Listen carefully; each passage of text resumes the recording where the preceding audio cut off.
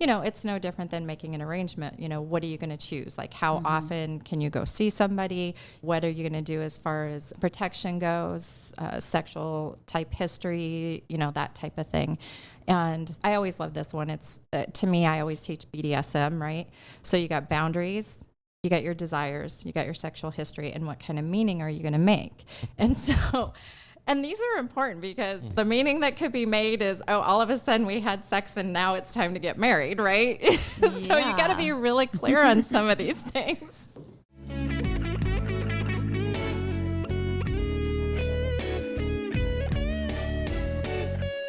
Welcome to Secrets of a Sugar Daddy. Here's your host, Marcus.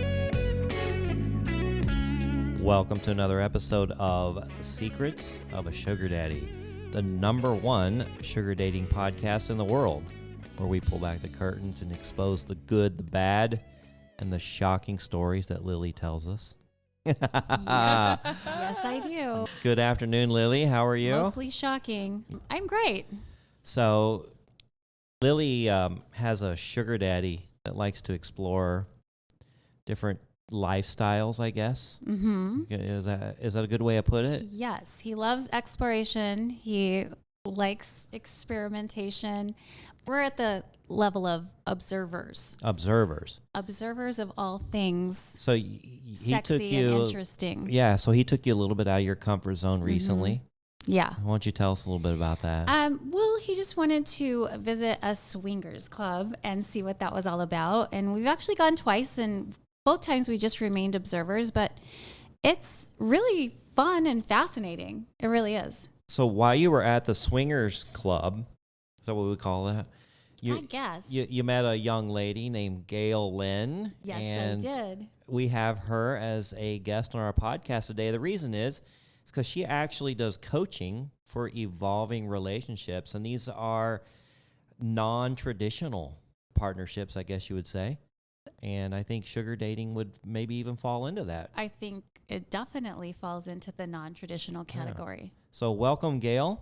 Thank you so much for having me. I'm excited to be here and see what comes out of this podcast. Right. Well, we have lots of questions. So is it my understanding that you are one of the owners of the Swingers Club? I'm not sure how this... I'm a trustee. Okay. So it's actually a nonprofit. Mm-hmm. And so the way it's set up is there's trustees and then trustees at large. So I'm actually a trustee at large. Okay. And so I do work down there and help out and help with the events and help with the tech and whatever is needed.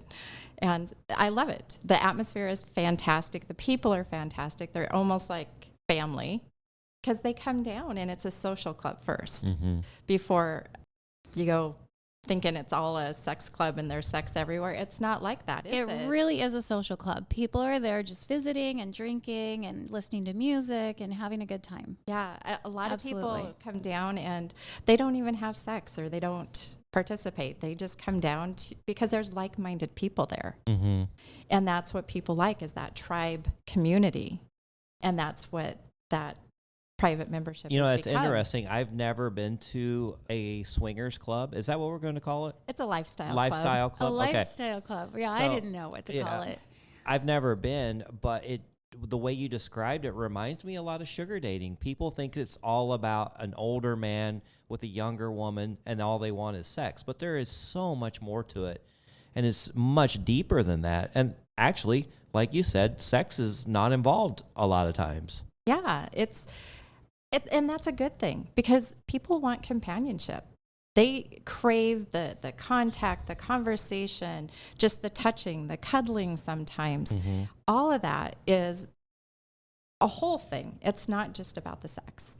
Okay, so take us back. I'm a little bit curious on your background, kind of what led you up to this, because people don't just, it's kind of an evolution, right?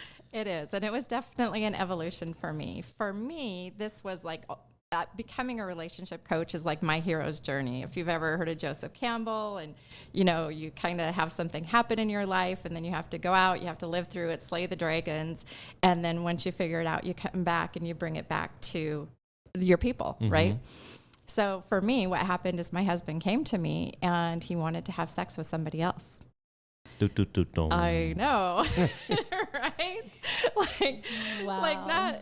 He didn't go out and cheat or anything. He literally came to me and we had been married and known each other for 30 years total. And he never got to go sow his wild oats when he was younger. I was the one. And so his curiosity of, well, what does another female look like naked? Not just in porn, it's different. Mm-hmm. That's TV stuff. In 3D. Yeah, in 3D, exactly. I would like to actually touch another woman. Yes. I'm sorry. What do her I haven't parts? yet, but I'd really like to. Exactly. So, of course, for me, I freaked out. What happens is you start going through all your issues. Like, I'm not good enough. Am I not pretty enough? Am I, going to be abandoned? What about my safety and security, my little nest that I've built here? So all of that starts happening. And so I went to the closet and cried, honestly, because it threw me for a loop. I did not see it coming at all.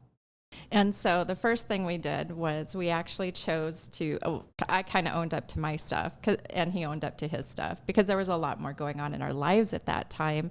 We had a son that was a heroin addict and we had one of our businesses, we ended up filing bankruptcy on it, so there's like a lot going on in our lives at this time. And so he was dealing with it by wanting to have more sex. I was dealing with it by wanting to check out. Mm-hmm. So, we kind of had this mismatch going on. And so I owned up to it and chose to say, let's amp up the intimacy in the bedroom. So, got the whipped cream and the berries out. Nice. And then we even started a practice called orgasmic meditation. Interesting. I don't know what that is. Expand on that. Do you want to know? Absolutely. 100%. To have your curiosity piqued? Yes. Yes, ma'am. Okay, so orgasmic meditation is literally a meditative practice. It happens for 15 minutes, and the woman keeps her top on, takes her pants and her panties off. The guy keeps all his clothes on. She lays on her back, spread open, and the man rubs her clit for about 12 minutes during this whole process on the left side, because that's where most of our nerves are at. And so what that does is it actually starts connecting you to your body as a woman. You start to recognize your orgasm. You recognize what might be a 1, what might be a 3, going on to a 10. It really starts to get you in tune with your body sexually. Because a lot of people, they'll use vibrators. Well, those vibrators are starting to deaden those nerve ends. And so the best thing you can do is actually do a practice like this so you can get more in tune with what's going on with your body as a female. Okay, so you said 12 minutes? 12 minutes. Where did we come up with this? Nicole Daydon, it's called Slow Sex. It's a practice that she learned. And, they go through a whole... like observing what the yoni looks like and describing that, and then doing the stroking. And then there's a time afterwards where you kind of talk about what you experienced. So it was just a practice that somebody kind of came up with to, make a different connection. Okay, and then you also said something about the left side? It is. So the left side of the clit has the most nerves. Really? Yes. That's the first I've heard of So Me too. And you even did the OMG Yes course. I know. I don't remember that being in there. So if you want to try that on somebody, that stroking of the left side really is what's going to start getting that going. This is really As good you're facing information. them? Well, let's see. If I'm here, man is on the right side, Okay. right? So it's my left. Okay. It's going to be my left. Your left. Yeah. Okay. So, yes. So we started Take there. notes. Yeah, I've got my notepad right here. I'm definitely going to be trying this out. Oh, yeah. We can get into all kinds of juicy stuff. So then after a while, we kind of reconnected intimately between the two of us, but his desire never went away. So it came up again. And at this point, what are people's reactions? They're either get the fuck out. Mm-hmm. I don't want to hear this. Right. I've given you everything. Or me, I'm like, okay, well, let's figure this out. What does this look like? I have no idea. And so at that point, a friend of ours suggested some sacred sexuality training. And so then it was great because it was like a 4-day workshop, basically, where you can go and basically get all the sex education you never got as a child. Nice. And I think Write that's that down, so too. important because What's it called? It was sacred sexuality, and this one specifically was the Kwadoshka. And it's something that happens here in Phoenix. They do have them. They have actually 4 different levels, but just that first level, you're in there and you have an opportunity. And it was a great playground for us where we could actually have different partners. Oh. So I could be with different men, he could be with different women. And mind you, we are in this big room and we see each other across the way. Now, is everyone who's participating in the workshop all in the same room? They were in ours. Okay. I mean, some of them, they do them in houses, and so then they kind of have to split up to do the exercises. And the exercises, you are nude. No penetration, no sex is going on in those first levels.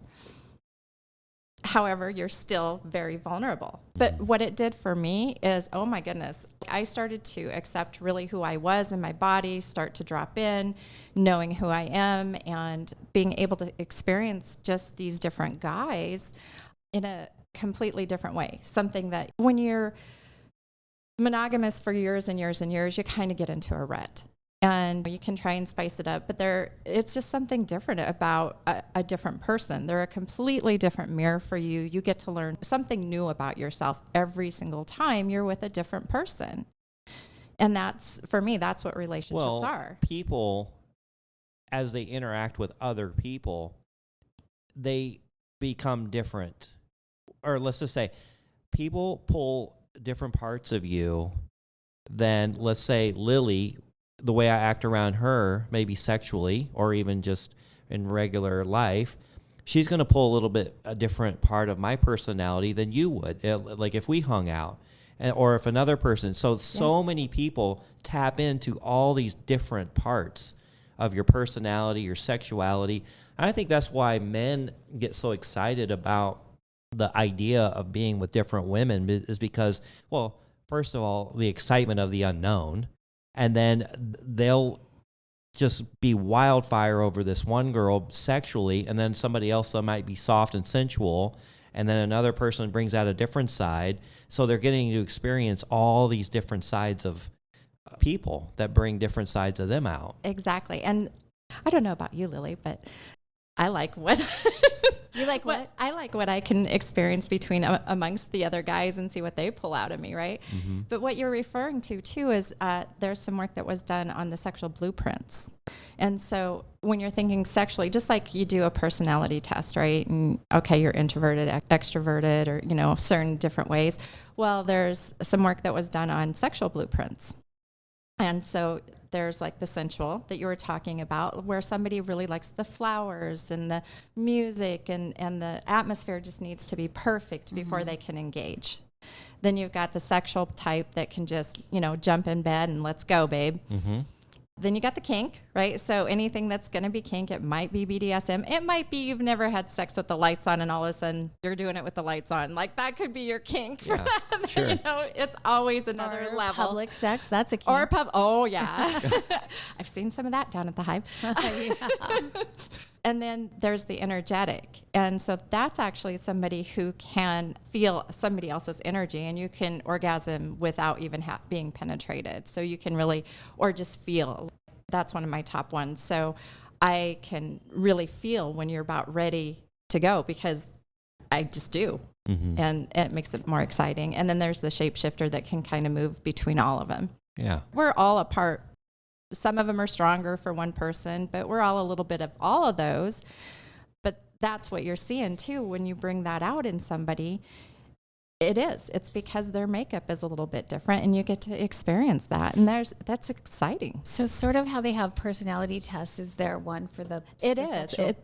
It's Where called, do you find that? It's online. It's the Sexual Blueprint. I think it costs like $17 or something to take the test, and then they send you. I think I know what mine is. I think I'm a shapeshifter. Oh yeah, I'm pretty sure.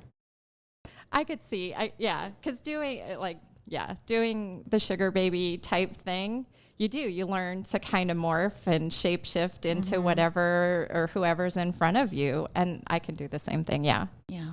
Okay. You went to this 4-day Sacred Sexual. Sacred This Sexual wonderful conference. and you came out of it just... We came out so by the time we got to the end of it, because there was also a lot of just personal work in there, self-development type stuff. By the time we got done with it, we just gave each other permission to start dating other people. And so that's when we decided to open our relationship up and the journey began. Okay, so you were married. I know you said you've known him for 30 years. Yeah. How long were you married when this came to be? 28 years. 28 years. Wow. Yeah, right?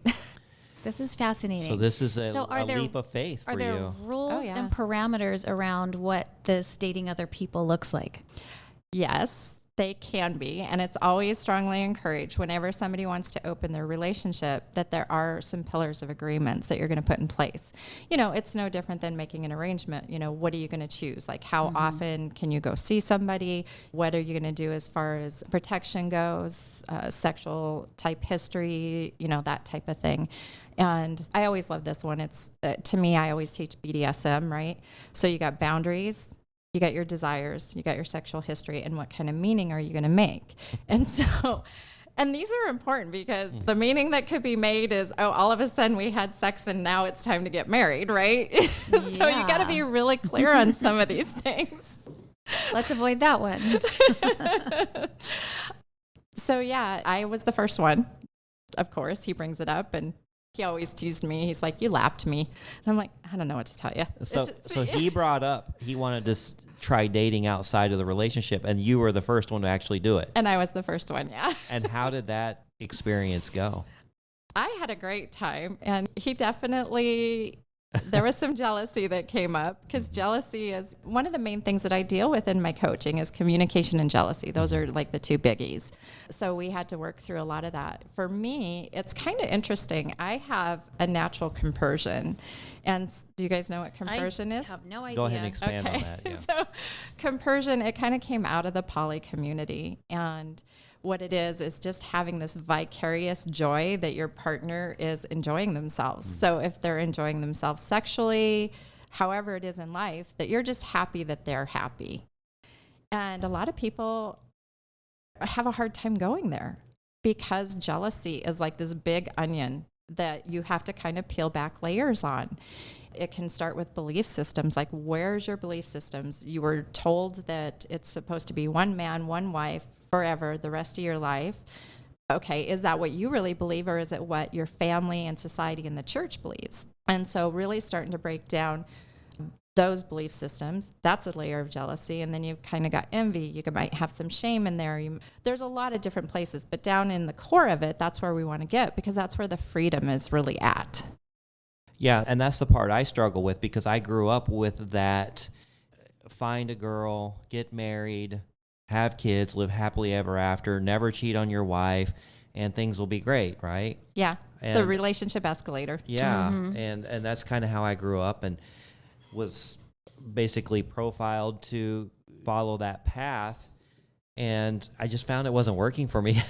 Exactly. Yeah. Some people think that we need to be everything for everybody. And it's just like the conversation we were having earlier when you were saying that you like the different variety because they pull out something different. You pull out something different in them. Well, it's the same way. We can't be everything to one person all the time. And if you think you are, you're not. Take the simple example of I would take my husband shopping and he would get MES. Mall exhaustion syndrome, and be at the closest bar that he could find while I go finish my shopping, which defeated the purpose of having somebody there to tell me if this looks good or not look good, right? So I finally figured out, don't bring him shopping. Bring somebody else, because that's not who he is to me. So if you can take that simple example and just realize in your life that there are many people out there that are actually helping you be a rounded person. Yeah. Okay, so you went out, had a great time. What did he do? He stayed home and freaked out a little bit. But then eventually, he went out and he went on some dates, and it's kind of funny. I had to encourage a few of them. so it sounded like he was a little apprehensive, maybe a little nervous about He actually was. fulfilling You know this what? I get desire that. that he had. I get that though, because you have these fantasies and then you suddenly get the opportunity to maybe act on one of them. And you're like, whoa, whoa, whoa, backpedal. Yes. I think I might just need to keep this a fantasy. Mm-hmm. Yeah. So I get and that that. happens a lot with people. Yeah. It really does. All right. So did you start getting the feeling that it was making you two closer, or was it dividing you? It was, well, in an open relationship, a good open relationship. Usually, you'll go out, you'll go on a date, or one of you will, but when you get back home, it's really important to reconnect. So, maybe talking about the date, sharing the different things that you got out of it, and then reconnecting sexually is really good idea, because it just kind of seals it back up that you guys are together and this is really the focus. And actually, it made the sex much hotter. I believe that. I'm reflecting on when I started this podcast with my original co-host, Amy. We had an arrangement together, and she told me right from the beginning, hey, I am non-monogamous. So what I found was that she would go date these other guys. She would read her text messages to me. I'd help her respond to them. I would take her shopping for her other dates. Now, in the beginning, there was a little bit of, I had to get used to what was going on. There was a little jealousy. Like, what if she finds a guy that she likes better? But what I found was she would come home, tell me all about it, and we would talk about it. It really made us, a lot stronger. It makes you close, doesn't it? And I actually, I found that I enjoyed hearing about the experiences from her. You found it sexy to I hear did. about her. Yeah. How I think it is. Yeah. I think it's just Encounters. super hot. Yeah. But I had to go through the process because it wasn't natural for me. You know? Well, it's not, because we're taught so differently. Mm-hmm. I mean, think about all the even shows we watched when we were kids. That wasn't growing up Disney and the princess and the prince, and the prince is supposed to come rescue the princess. Mm-hmm. And it's just not taught that way. So it doesn't feel natural because we didn't react that way. Yeah. You feel like you're doing something wrong. Oh, absolutely. Something dirty and scandalous. Mm-hmm. Yeah. You're listening to Secrets of a Sugar Daddy. Hey, thanks for listening so far, and we've got a lot of good stuff still ahead. But I need to take just a minute. I have a friend, Maria Scaptura. She is a PhD student at Virginia Tech, and she's doing some research on sugar dating. And she needs to talk to some sugar daddies and some sugar babies, but mainly we are seeking input from sugar daddies, and she wants to hear your experiences and your pathway into this. Hey, now it's completely anonymous, it's unrecorded, and it's a lot of fun. I did it, and you will really help us out if you give your thoughts and opinions on sugar dating. So go to the website, secretsofasugardaddy.com. Click on the ad. There's a quick survey, or you can email her at scaptura@vt.edu, and that's spelled SCAPTURA at VT.edu. All right, back to the show. You're listening to Secrets of a Sugar Daddy. Have a comment or want to be on the show? Okay. Find us at secretsofasugardaddy.com. Now back to the show with your host, Marcus.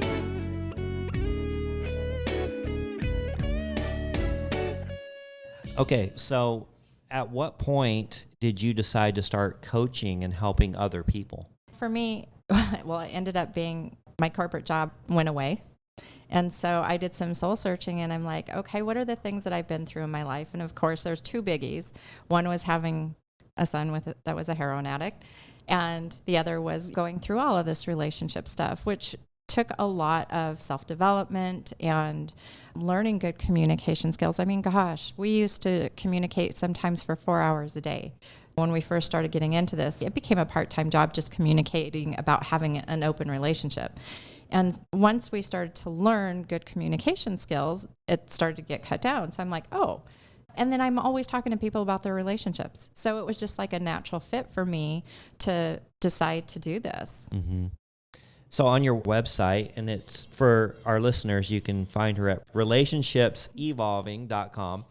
One of the very first frequently asked questions is, what is a non-traditional relationship? What would you define that to be?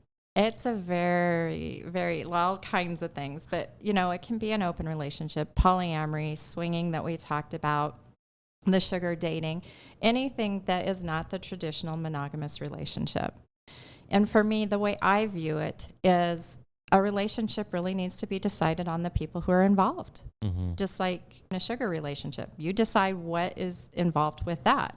And in an open relationship, what is it going to be? Swingers, a lot of times they do it because the couple wants to do it together. They want to make sure that their person is good and safe, and it brings them together as swingers. Whereas other people are like, nope, I don't want to watch you having sex with somebody else. So maybe an open relationship or poly or something like that. So it really depends on what the dynamic is between the people, where they're at in their self-awareness, and then they can go from there. So what are you seeing as the most common issues that people are coming to you with? Is there a certain thing that you have to address more than others? Jealousy and communication, for sure. Yeah. I mean, jealousy is just, again, something that's ingrained in us, that we think we have this entitlement, but it can go so much deeper into like just abandonment issues. Like people were abandoned as a child and they've never really been able to get over it. And so it kind of shows up in the relationships if somebody wants to leave or something like that, or they're leaving to go on another date and they're left home, they feel like they're being abandoned, or their safety and security. We're programmed for safety and security. Mm-hmm. What is your advice for somebody that's having a really tough time with the jealousy part? Call me. For jealousy, it's communication. Mm-hmm. Really start talking to your partner, because that's going to diffuse most of it. A lot of jealousy is just us playing mind games within our own mind and thinking that things are happening that aren't happening. So when you start communicating with your partner, then you can usually flesh out all of that. Mm-hmm. Have you dealt with any sugar dating relationships, older men, younger women? Have you come across that very often? I haven't coached it, but I have done it personally. You've done it? Oh, let's go. What's the biggest age gap that you've experienced? Let's see.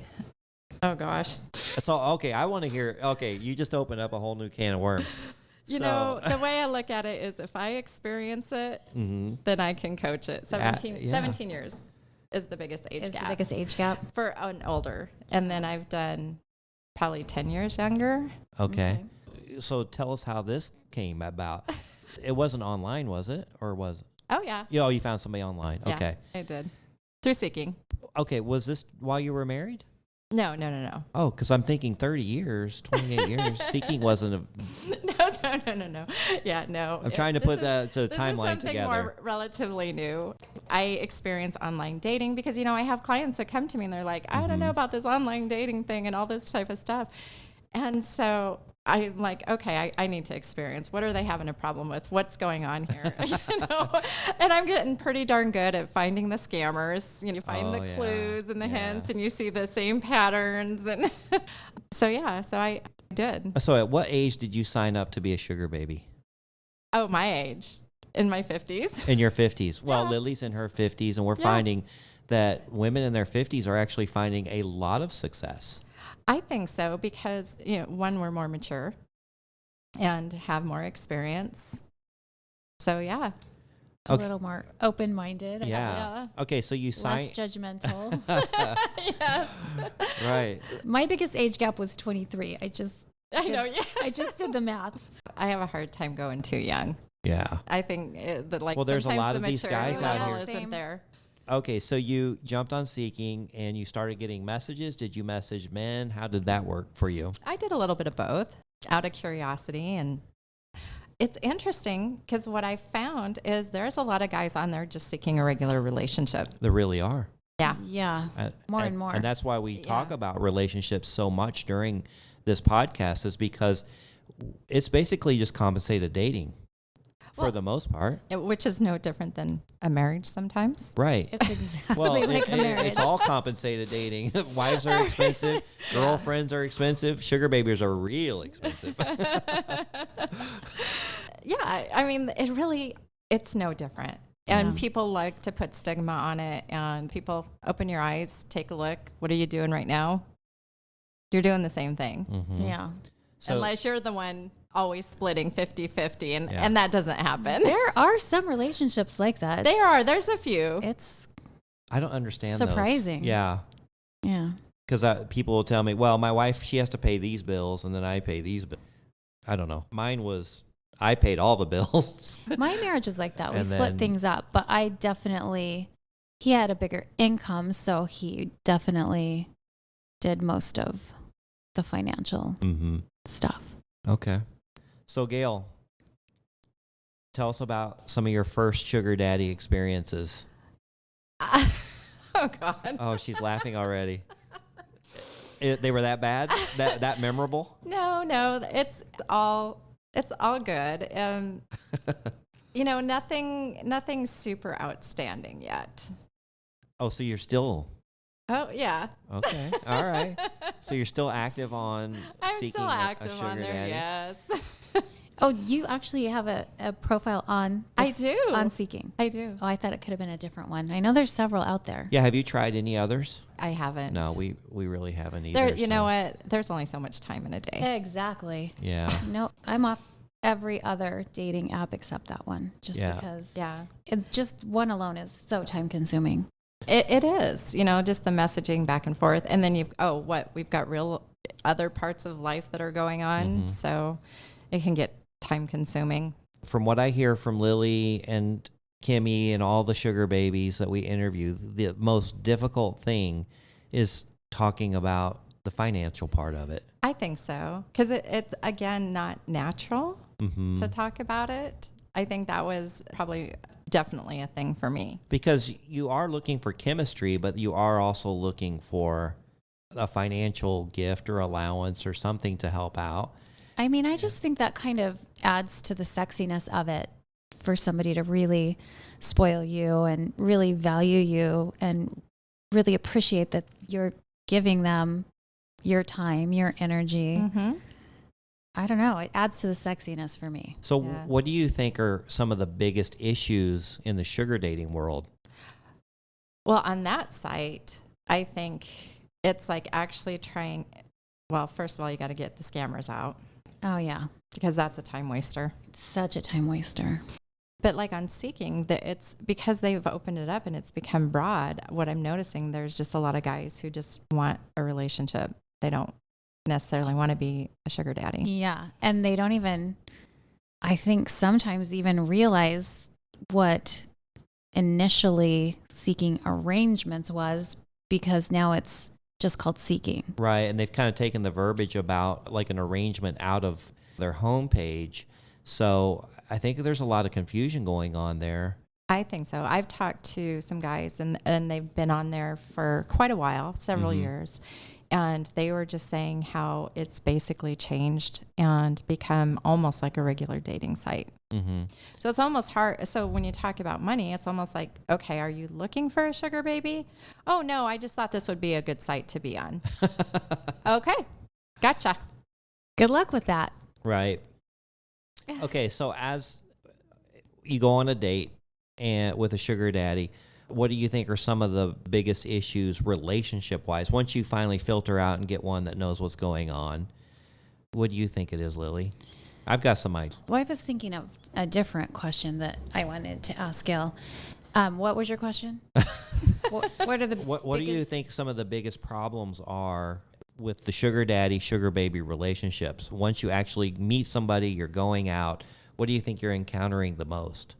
I think just setting parameters and making sure you're both on the same page with expectations, and are we being exclusive or Right. are we dating other people, and how much of my time are you expecting, etc. Yeah, it goes down to this communication issue. Yeah. Yeah, it Because does. people don't understand, am I supposed to be exclusive?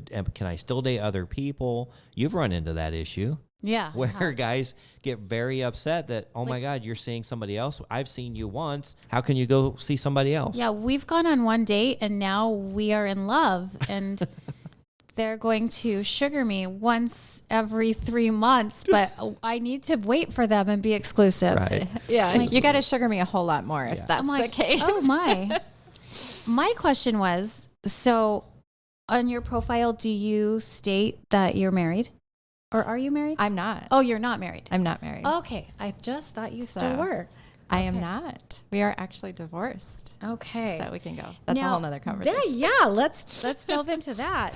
What was that as a result of the open marriage, do you think? No, it wasn't necessarily the open marriage. In fact, I would say not. It was more, well, he did meet somebody that he really wanted to engage with and go travel and do a lot of stuff with.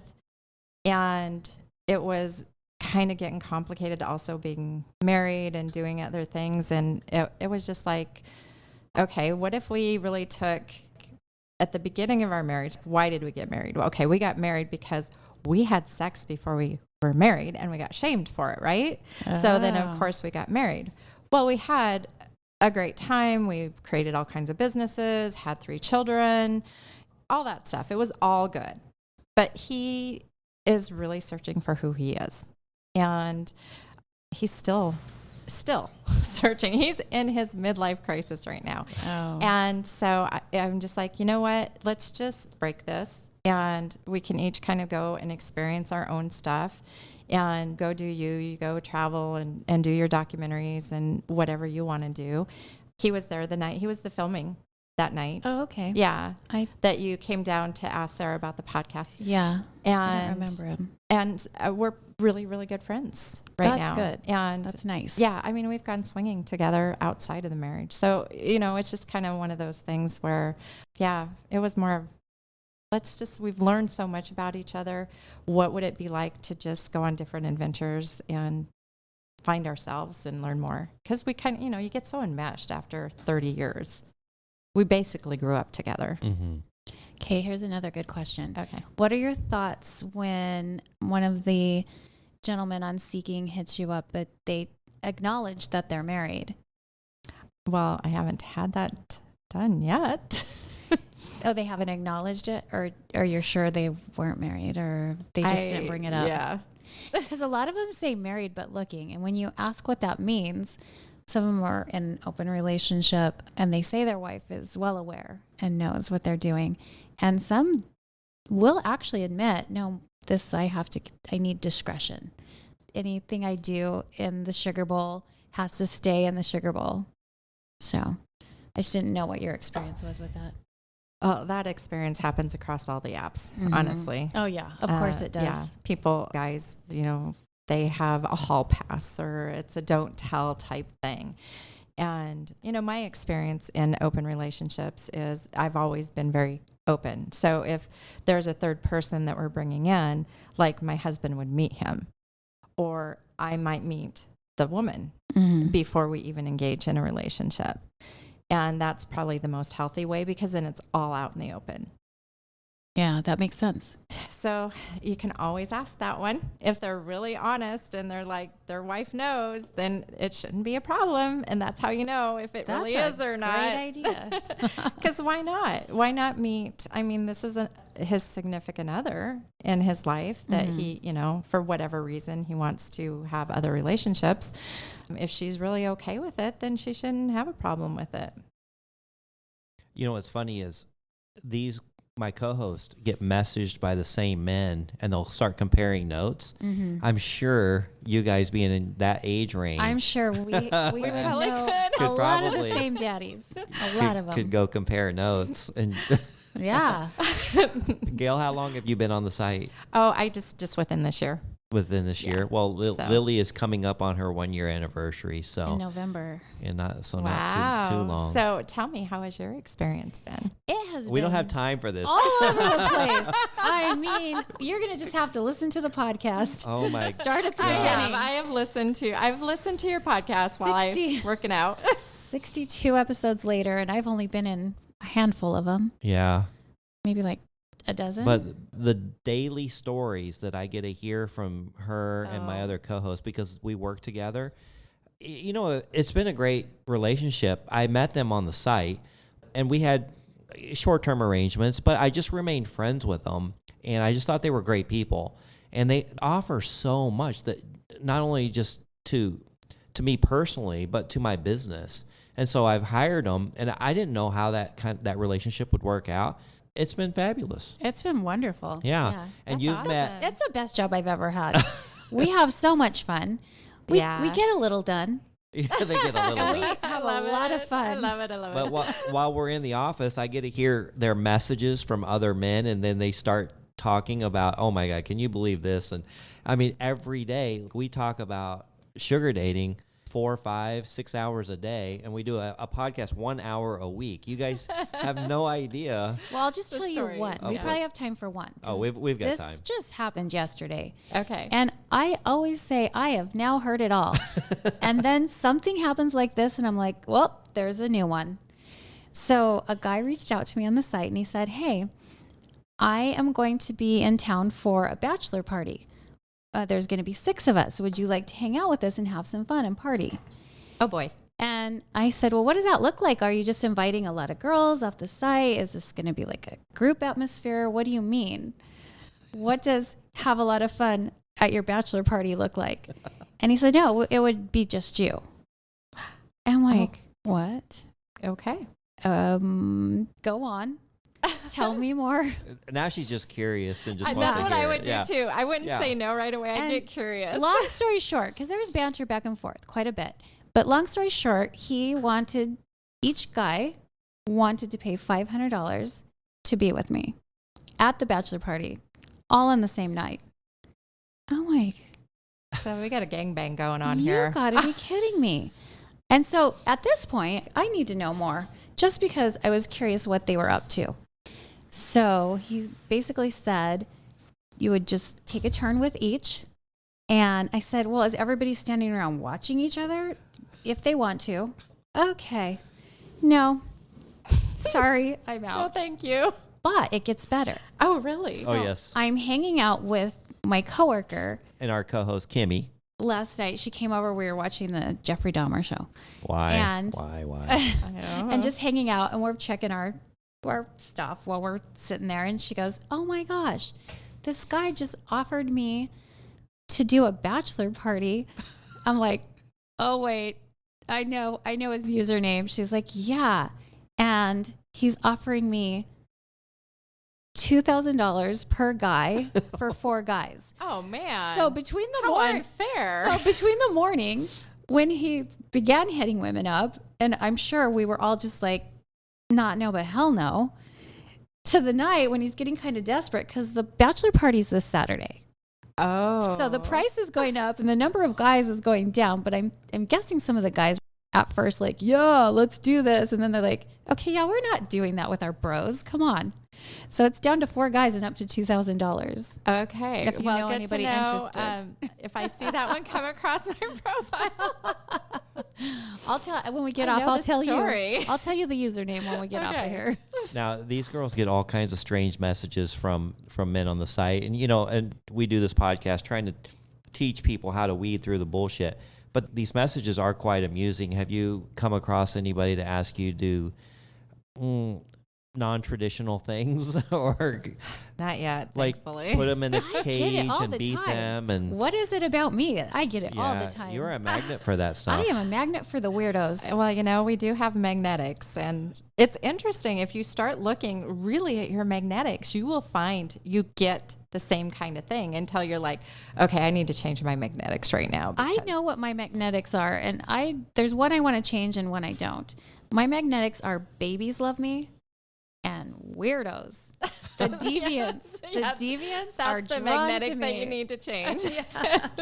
And for a while, I always had somebody who was in recovery. And Oh. I didn't realize because I had a son, that was an addict. Mm-hmm. And so it was like that same kind of guy was drawn to me, and I didn't even know he was an addict or was like a former addict or something like that. But it was always that. And I was just like, okay, something needs to change because I don't want to be the blood donor. Yeah, you don't want to be the person that draws all the needy people. They'll suck the life out of They you. do. Have you gotten the message from the guy that wants you to put him in a cage and do all these things? Yes.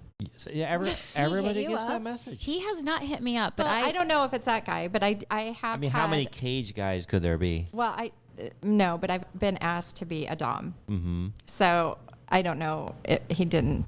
He didn't specify. Specify this cage. This guy's profile actually says, I would like 1 or 2 women to live with me and cage me up and abuse me Yeah. and dominate me. I actually met somebody in person who met that guy, been to his house, and told me a story. I got to have her on the show. I can't recall Oh, wow. all the details, but it was Yeah, quite you a should get story. her on. Yeah, she actually met him. Now, this guy that hit me up, he wanted a dom, and he just wanted to be submissive. And I said, well, what exactly? Because that can mean a whole lot of things, right? So he's like, in every area of my life. And I'm like, you know how much work that would be? Is he from California? I don't remember. Because didn't you get one similar where, and you said, well, you're in California, though. He wanted to dominate me. Oh. Okay. He wanted to break me down to build me back up. Oh. Oh, gosh, Yeah. no, thank you. But luckily he's in Malibu, so So I'm like, oh, there is that's a not lot gonna of work. men that are looking for like a BDSM type relationship. What are your thoughts towards that? It's not for me. Mhm. I'll go light, but I'm just not into that. Mm-hmm. Yeah. And I think Neither am I. from a coaching standpoint, there's usually some kind of issues there they're dealing with.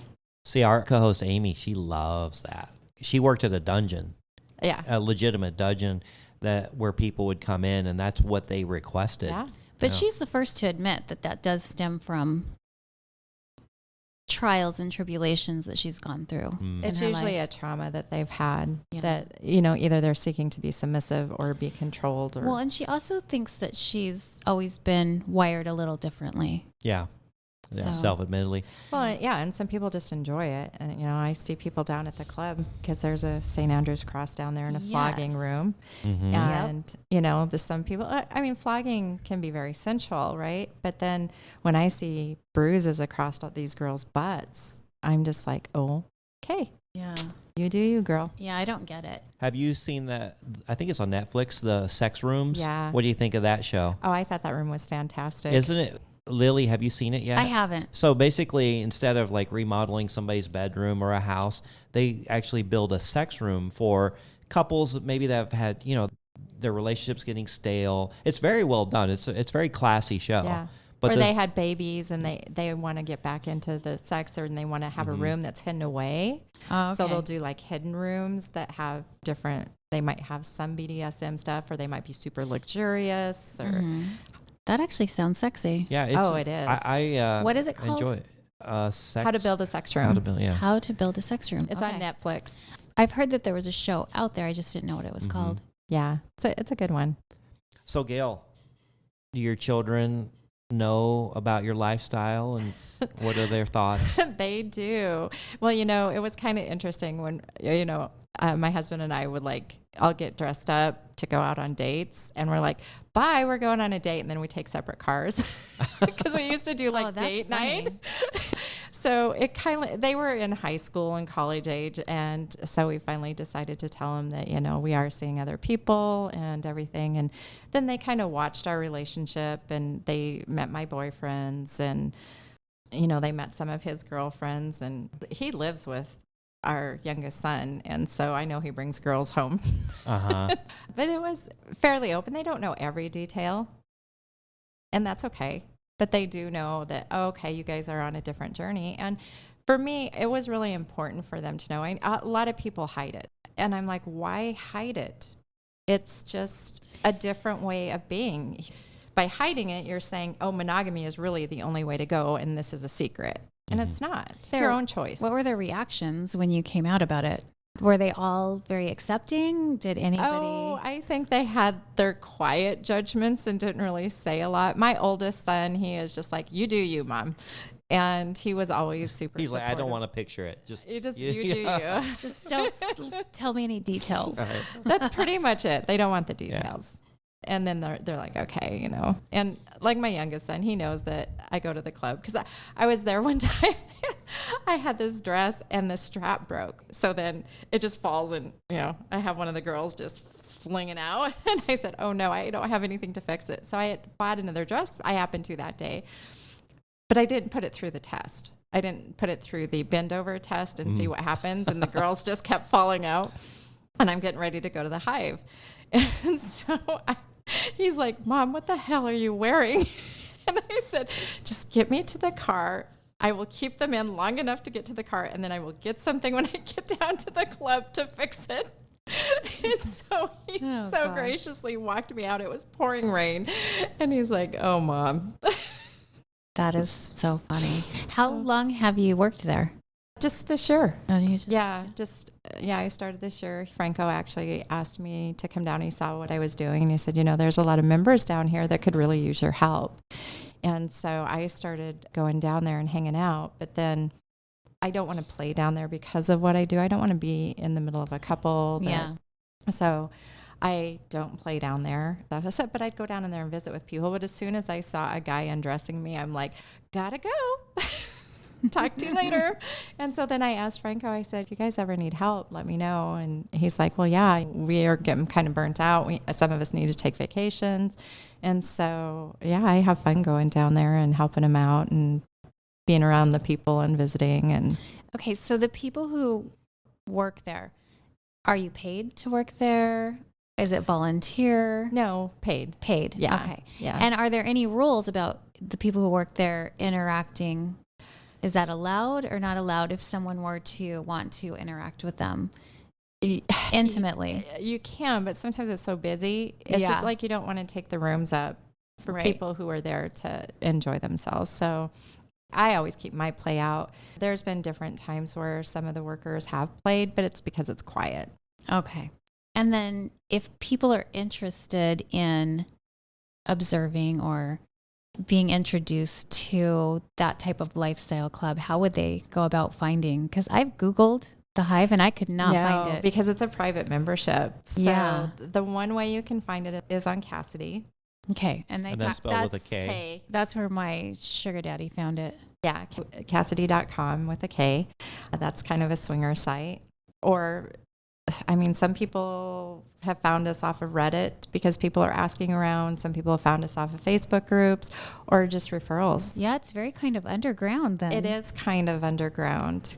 Even cooler, I think. Yeah. Well, we try and keep keeps it private. Exclusive. Yeah. Weeds out the looky-loos. Right. And there's no single guys there. You have to be a partner or a single woman. And they keep it clean. It's not like some of the other places in town. Are there other places in town? Oh, yeah. Oh, yeah. Like what? Discretions, I think, is one. And Encounters. Yeah. Oh. See, Yeah. I'm so new to all of this. I haven't been there, but people just tell me it's pretty dirty. bad. Really? Yeah, you got guys jacking off on you. And Oh, remember? Kevin was talking about that on one of our previous episodes. Kevin's. He had been to Discretions, but he called it excretions. Yeah. Nice. That's a good one. As we're winding down, so you do your coaching through phone, video? How's that work? Usually I do it via Zoom. Okay. Occasionally somebody will ask me to come out. And since COVID, there's no reason to really have an office, right? Everybody does things via Zoom or phone. I do have clients that request that I come out and do in person, and I'll do that. Okay. Tell us the best way to get a hold of you. So you can get on my site, relationshipsevolving.com. You can email me at Gayle, Gayle, at relationshipsevolving.com. I am on Facebook as Gayle Lynn, so you can also contact me through there if you desire. Lynn with two N's, right? Yep, Lynn, Yeah, Lynn. Gayle, and then Lynn is Lynn. I found her very easily. I think I just typed in your two names there and a relationship, and it came right up. Oh, so, nice. Very good. Right like up to in hear Google. that. All right. Well, Gayle, thanks for joining us. Yeah, it was a thank you for pleasure. having me. Always goes I so learned quick. a lot. Oh my gosh. This was fun. And hopefully our listeners learned a lot too. I know I did. I took some notes here. I know. I started taking notes, and I was like, well, I could just re-listen to this. Duh. This is true. Yeah, and you true. probably will. Oh, All yes, right. many times. Uh-huh. Well, we'd love to hear your sugar dating stories or questions at our website, secretsofasugardaddy.com. And don't forget to follow us on Instagram at the same name, Secrets of a Sugar Daddy. And if you'll go to our website, there's a link at the bottom for my favorite sexual learning course called OMG Yes. And you will learn how to pleasure a woman properly. And I think we have some new techniques to try too. So I took some notes from Gayle. So thanks, Lilly, for joining us. You're welcome. All right. We'll see you next week. Bye-bye. Bye. Thanks for joining us. If you'd like to connect or even be on the show, we'd love to hear from you at secretsofasugardaddy.com.